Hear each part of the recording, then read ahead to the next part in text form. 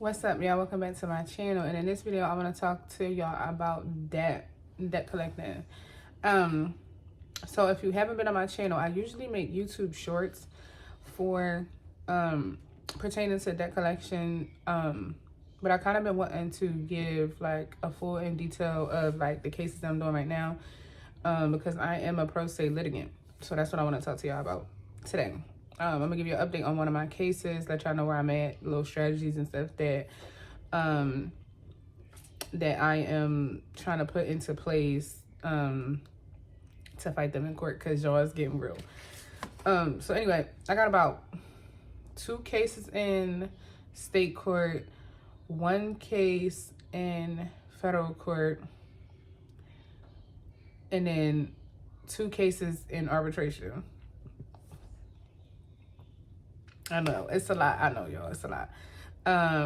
But it's definitely something I enjoy doing. I like law. I have been liking law since I was 5. So it's something that has always interested me. And that's why we're here today. So let me just tell y'all a little backstory of how all this started, right? So basically, how this started was, I had got sued from a company, and it's funny how it came about, because I actually had asked, I was like, I need some money. Like, if y'all not new to this channel, then y'all would know I be kind of posting just like my journey of how I got here and stuff like that. And like how Jesus came back for the one, left the 99 and came back for the one to help the girl out. But I have, like, since then has fully surrendered. So with me surrendering to God,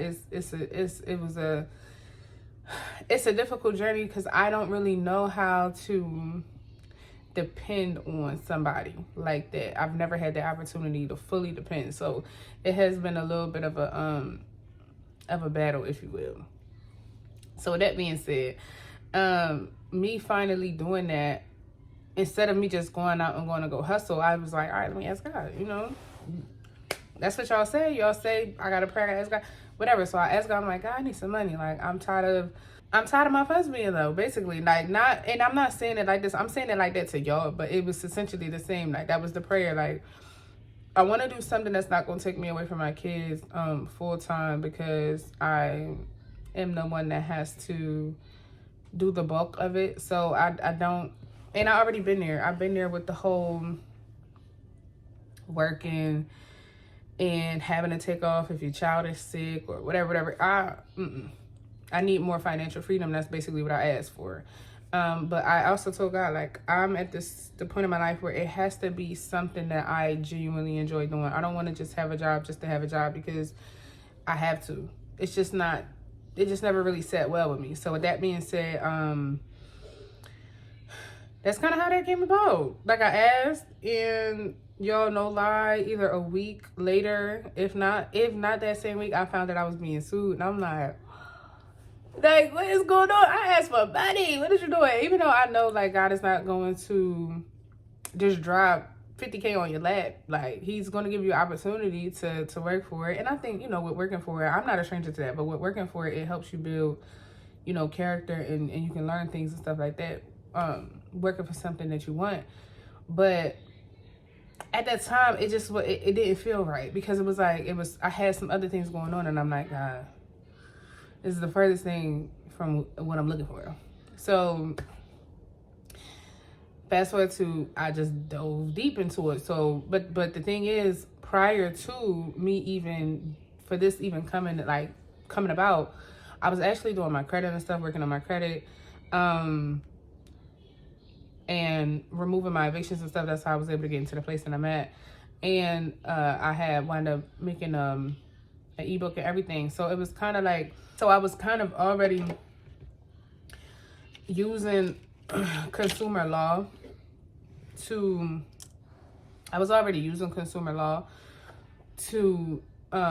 fight those things. So it's the same, using it for debt collection. And then once I found out that debt collectors really don't even have ownership, they really don't even have the authority to even come after people, that really grinded my gears. And really, the real reason why I grinded my gears is because I'm the type of person, like, I like to fight for justice. I think that's the whole reason why I even wanted to become a lawyer, because I'm just like, they be doing people so wrong. I don't like that. Like, I'm okay with fighting for justice.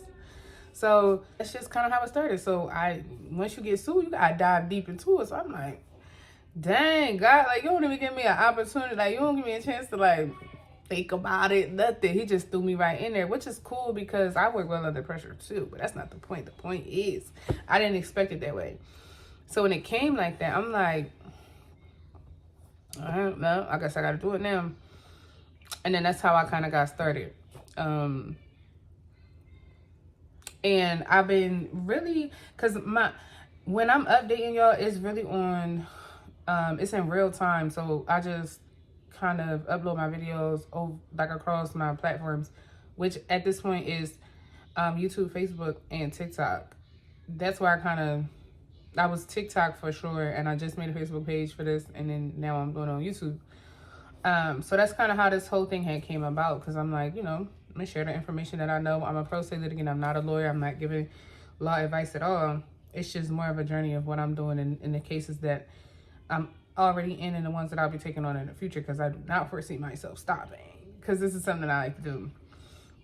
So with that being said, I'm just here to kind of explain like how like the process for me has been so far and where I'm at with the cases.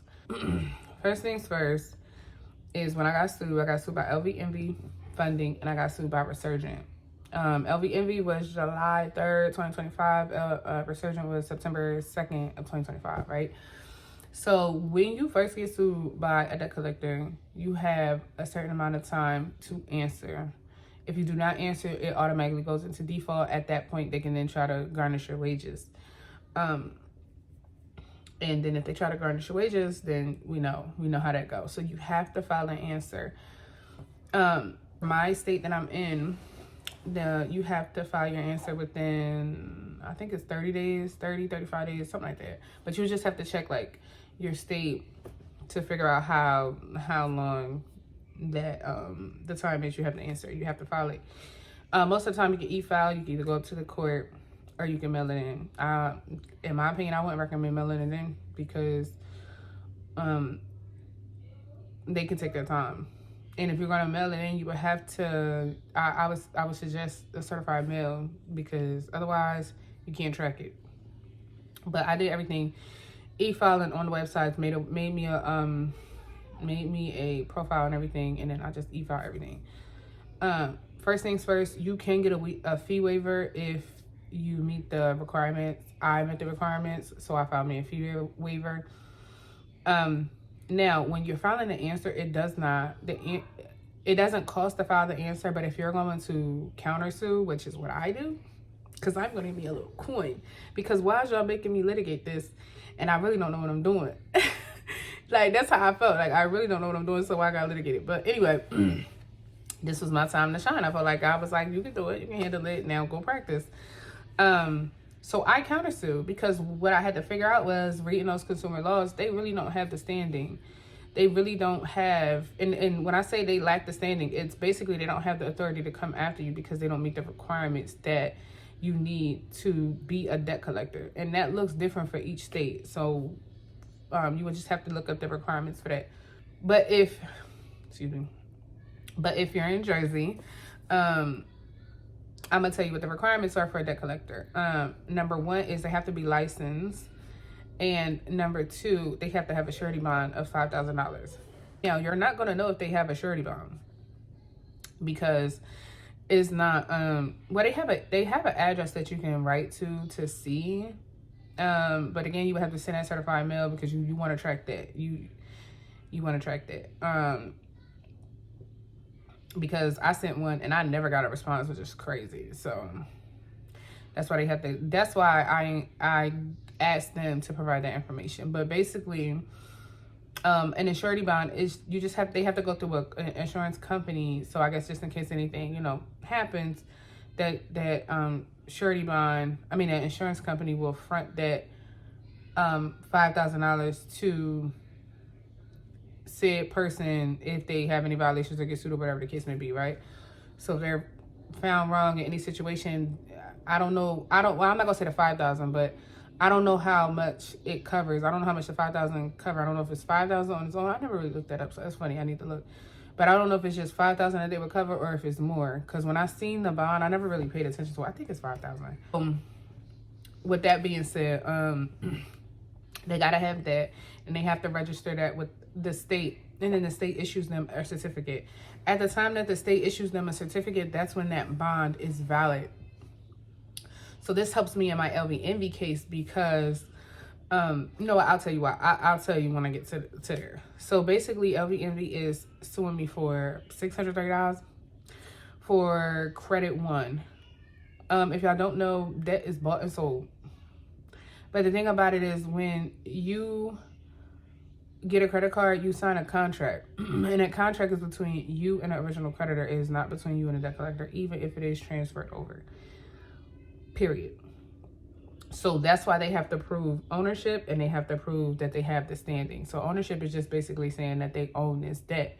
But the thing is, when your debt is transferred, legally they're not supposed to give certain things to another company without your permission, which is like your personal identifier. So like your date of birth, your name, your social, all those things, they're really not supposed to have because you never authorized it.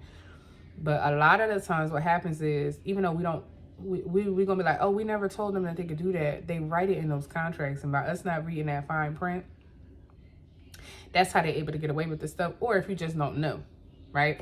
So I got sued, and I had to find my answer. So I was like, oh, I'm gonna sue them back and get some money, because if they violate the FDCPA, which is the Fair Debt Collection Practice Act. I'm sorry, I had to think of what was the next letter. I'm gonna put it on the screen. But if they violate that, then they violate your right, and that consumer law is here to protect the consumer. So those are federal laws, but if you are sued, you can still name them in your state laws, because at that point, the state would have the jurisdiction to handle that. So normally, if you got federal laws, or, you know, federal issues, that would go to a federal court. But because they're suing you, and now you have to actually file an answer, and you insert federal laws. I forgot what the word is for it, the legal word, but they can now hear those claims as well.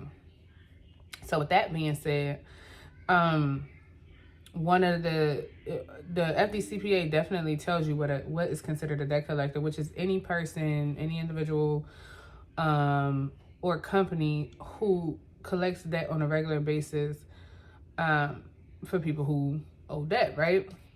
So if and the reason why I'm even mentioning the definition is because if you ever seen a company use a lawyer or a law firm to come after you and send you, let's say, a collection letter saying you owe this money, that is a tactic. And the reason why they do that is to scare people.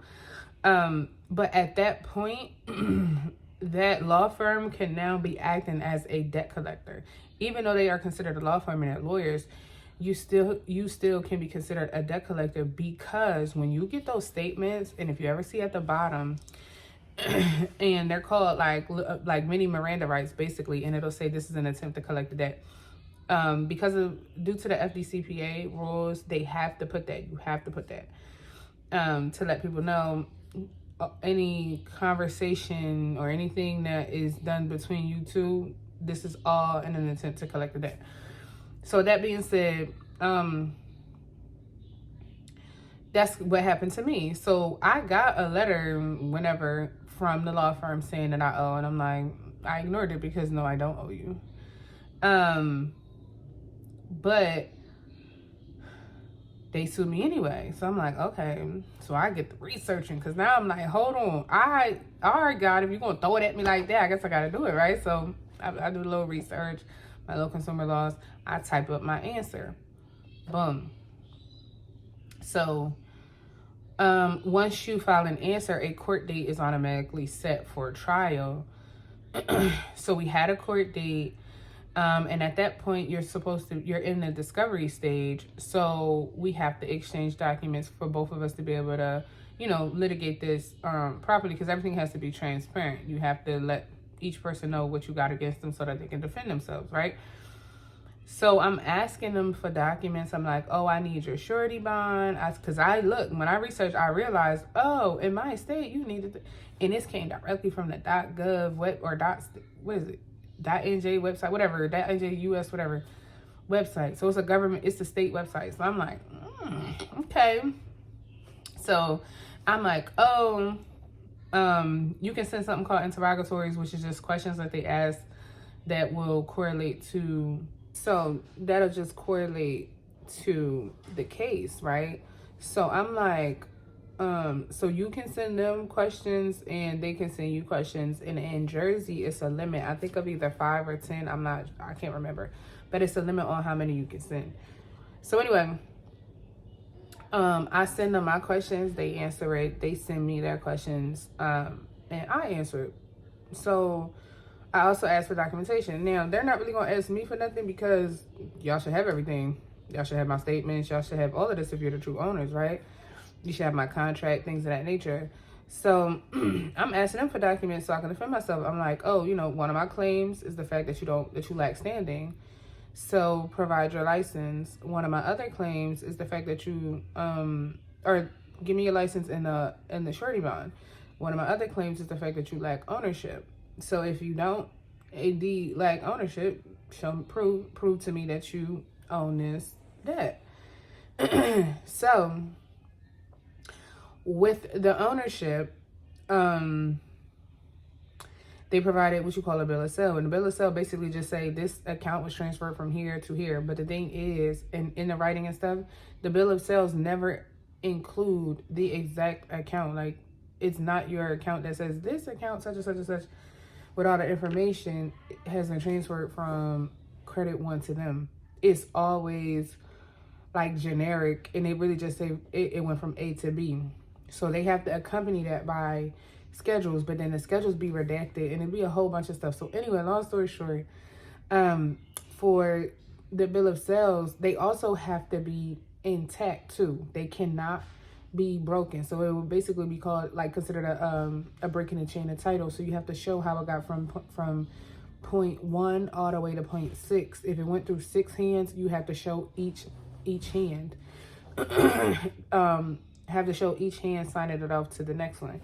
So with the bill of sales that I found from the ones that I've seen is, it'll say like transfer from company A to company B on today's date. But then it'll also say company A also transferred it to company C on today's date. So at that point, that's confusing, because how can company A transfer to 2 different people on the same date? So who's a true owner? So therefore, that is a break in the chain. And if there's a break in the chain, then them bill of sales are inadmissible. And at that point, if we being honest, it's over. Because if you can't even prove that you own it, how else would you prove that you own it? You can't. They use statements and stuff, but the statement is showing that I owe the original creditor. You are not the original creditor. So because you inherited this debt by buying it, inserting yourself into a contract that you were never included in, and if really what would help is what would benefit more is learning the contract law, because that's really where the meat and the potatoes is at, we being honest, which is something that I'm about to start studying myself. But if you really they're inserting themselves into something that they were never included in the first place. And so because of that, that's why they have to prove the ownership. But if the only way you're going to prove ownership is a bill of sale, that's never going to work. So then at that point, since there is a break in the chain of title, you can't use this as ownership. So if you don't own the debt, you can't come after me for something you don't own. That's like you telling me I gotta go pay a stranger. I gotta go pay a stranger's car note for a car I don't own. I'm not paying somebody else's car note and that's not mine. So it just doesn't make sense, right? And so at that point, it would become inadmissible. And honestly, if you ask me, bill of sales should really be considered hearsay, because in order for you to have a document like that, you should have an affidavit that accompanies it, and or the person who can verify that, because I need somebody who has the personal knowledge that was included in this sale actually happening, because how else do I know that it happened? So that's hearsay. If you ask me, that would be another strategy that I would use if I didn't find, let's say, discrepancies in the bill of sale, but I already found one in the bill of sale. And then with the standing, so with my state, you can actually double check that that certificate, that surety bond certificate, and that's what I did. So it has a seal at the bottom on the left, and then it has a website for you to check the validity. So I go in there and I check it, and it has the filing date that they originally filed, and then they have the issue date. So I'm like, my little wheels get to going, and I'm like, well, because remember, y'all, they have to have these things prior to the date. Like, they have to meet the requirements of the state to be a debt collector prior to the date that they sue you. So remember, for my date, it was July 2nd. July 3rd. The certificate for the surety bond, basically putting it on record that they are now, they now insured, I guess. Yeah. Just in case anything happened. The date for that certificate was July 10th, which means a week after they sued me, they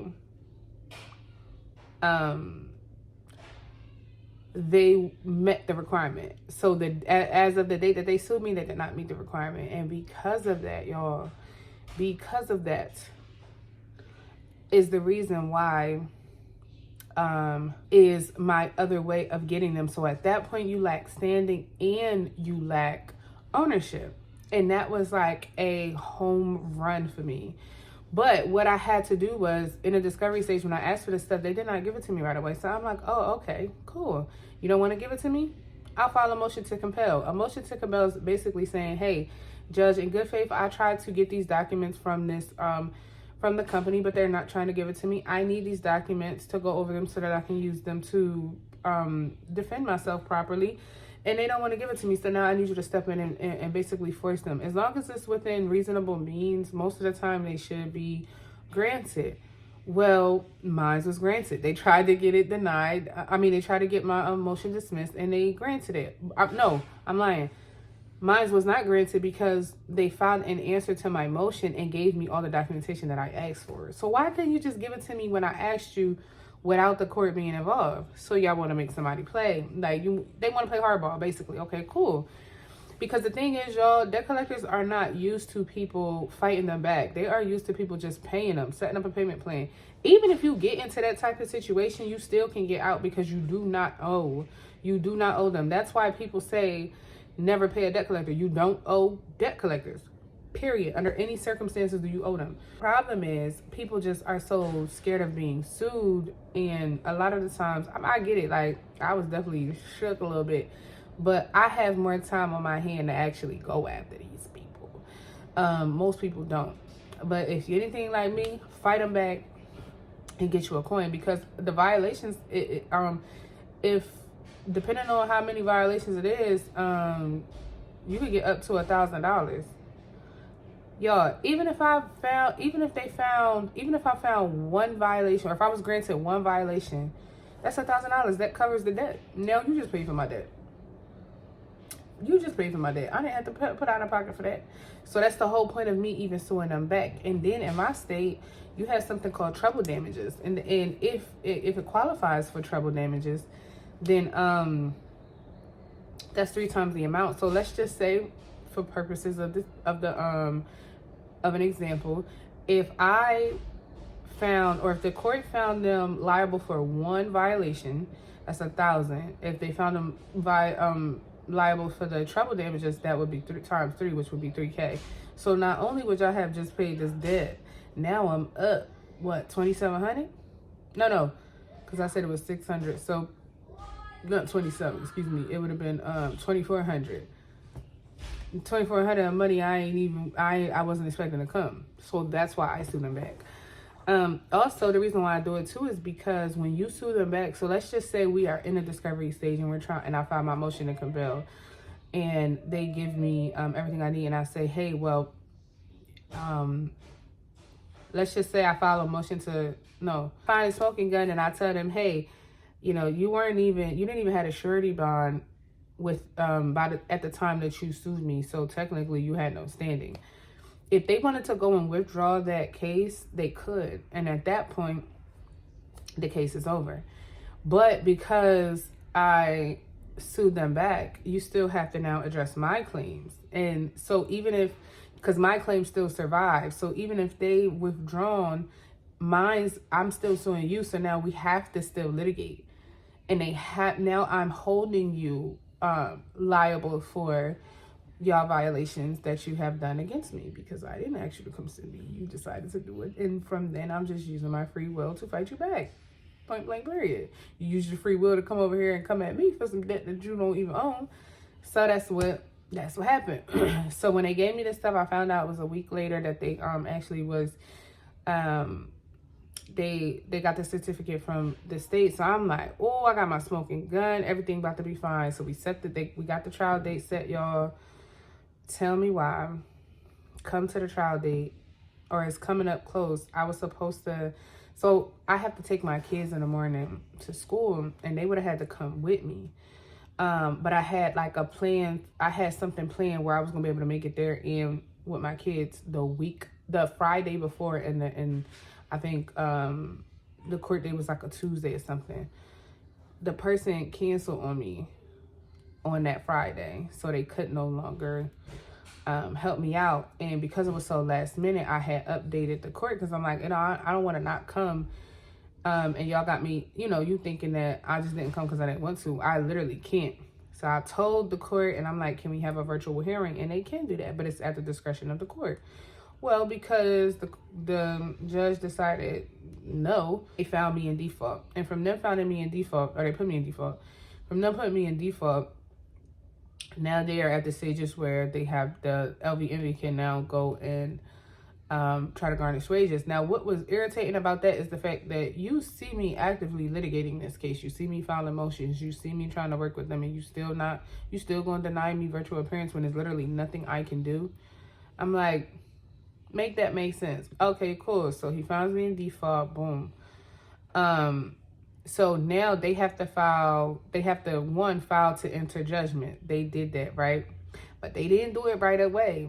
I think they did it because me and Resurgent is now able to duke it out. And I'll tell y'all that whole process in another video. But it was like that case was being held up, and those two companies are sister companies, y'all. So y'all think y'all finna wear me down? Y'all got the right one. Got the right one. So basically they had wind up filing an inner judgment. I'm like, okay, cool. So I filed me a document like no emergency motion.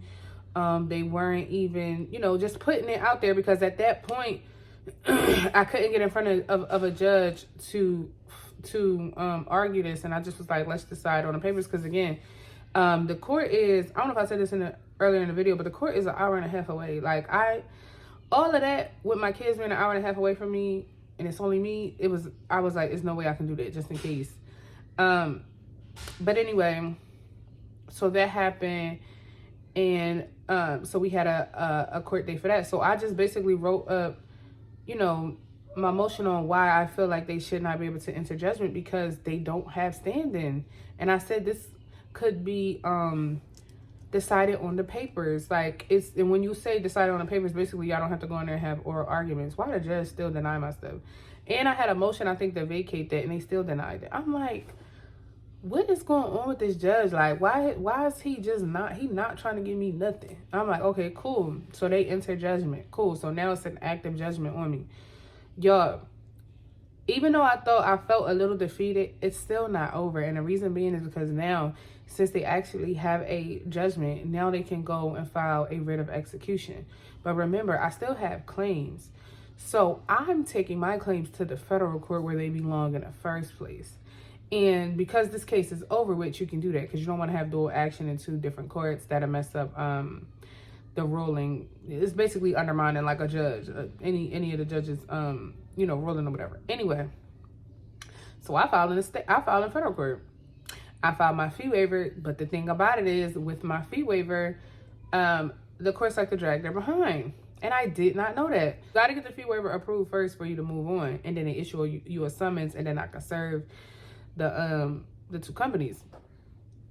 But they have not issued me my summons yet. And I'm just like, why not? Well, the reason being is because they have to grant my grant or deny my fee waiver first. And so I'm still waiting on that. And the guy basically told, like, the clerk, he was like, it could take however long. I'm like, so anyway, I'm still taking it to court. Like, I'm still going to federal court and I'm still going to sue. And this is where federal court is going to help me, y'all. Not only is my claims threshold issues, why is this so hard to say? With the fact of whether or not you should have even, like, it's basically misrepresenting the debt. Like, you shouldn't even been able to come after me because you don't have the requirements to do that in my state. On top of that, you don't even own this debt because you have not proved it, and this bill of sale doesn't prove it. So if you don't have anything else, if this is all you're relying on, that's a dud. So that was two things, right? So now that they are able to actually, the next step would be getting a writ of execution, and that's where you can garnish my wages. If they take that step, because I felt defeated, and I'm like, oh my goodness. If they take that actual step, y'all, that's going to bump up my money more. And I'm going to tell you why. Because when I filed my emergency motion before trying to stop them from being able to enter into judgment, I told them, y'all were not issued. I mean, y'all did not have that bond recorded with the state until 7 days after you sued me. That should have been done prior to, because they filed it in February. Why it took that long, I don't know. But y'all did not give me the info, or y'all didn't have that bond until 7 days after you sued me, which obviously I can prove because of the document. Because of that, y'all should have not been able to file. And because you did, that's violation number one, because you're misrepresenting a debt that you technically can't come after me. On top of that, the ownership problem. You're misrepresenting a debt that you cannot come after me for.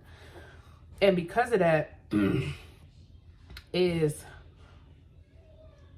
the meat and the potatoes for my federal court. I just have to get this on the dock. So I'm just waiting on them now. And y'all, before I even realized how much power I have, the problem was, not the problem. I was already thinking, if I take this to federal court and, even if they did garnish my wages, let's say they was able to get the whole $630 out of me, right? I think it's $630. Say they was able to get the whole $600. The point was y'all was going to reimburse me that money when I took it to federal court and won, because it's a no-brainer that I'm going to win. So you're still going to be paying for it.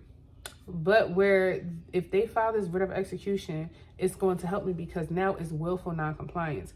Because in my motion to stop y'all from entering judgment, I notified y'all that y'all were out of compliance with the state. So if you keep trying to come after me to enter, because enter into judgment is procedural. That's literally the next step.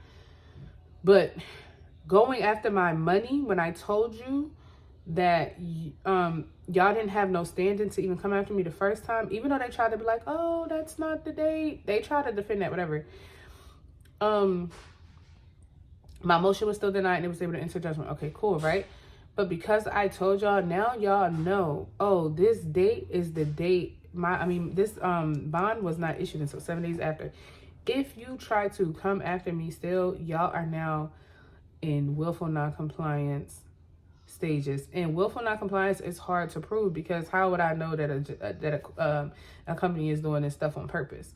But now it would help, because guess what? You are doing it on purpose, because I told you. Now, and this is on the record in the state court. It's on these documents. So when I get into the state or in this federal court, y'all, ooh, when I tell you, because when I first filed my answer, they tried to get that answer dismissed, like my claims dismissed, and the judge denied it. They filed a motion to get it dismissed. No, denied, because my claims are very much valid and they stand. So if the judge denied it that means they're going to survive in federal court as well, because they were already federal claims. So once they get into this federal court, y'all done. Y'all done. If they come after me, y'all, if they come after me and try to get some money, I'm already confident I'm gonna win in the federal court. It's no ifs, ands, or buts about it. But it would just up the money amount, because now I'm proving that you are willfully not compliant after you have already been told. Not only should you have known that, but now I actually told it. I put it on the record. And you still gonna do what you wanna do? So do it. It's always a strategy, y'all.